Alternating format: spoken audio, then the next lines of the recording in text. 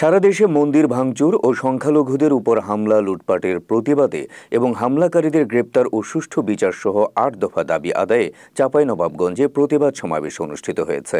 সোমবার বেলা ১১টার দিকে জেলা প্রশাসক কার্যালয়ের সামনে এই প্রতিবাদ সমাবেশ অনুষ্ঠিত হয়।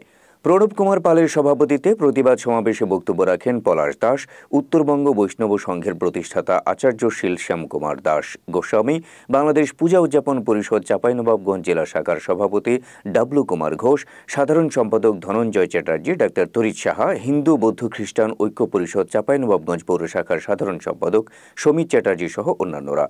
অনুষ্ঠানে চাঁপাইনবাবগঞ্জ জেলা বিএনপির আহ্বায়ক গোলাম জাকারিয়া, জেলা জামায়াত ইসলামীর সাধারণ সম্পাদক আবু বকর সিদ্দিক ও চেম্বার অব কমার্সের সভাপতি আব্দুল ওয়াহেদ উপস্থিত হয়ে সমাবেশে একাত্মতা ঘোষণা করেন। এ সময় বক্তারা সংখ্যালঘু হিন্দু সম্প্রদায়ের বৃহত্তর স্বার্থে দেশে নতুন করে যাতে আর কোনো সহিংস ঘটনা না ঘটে সেই দাবি সহ ৮ দফা দাবি মেনে নেওয়ার আহ্বান জানান। শেষে চাঁপাইনবাবগঞ্জ জেলা প্রশাসকের মাধ্যমে অন্তর্বর্তীকালীন সরকারের প্রধান উপদেষ্টা বরাবর একটি স্মারকলিপি প্রদান করা হয়।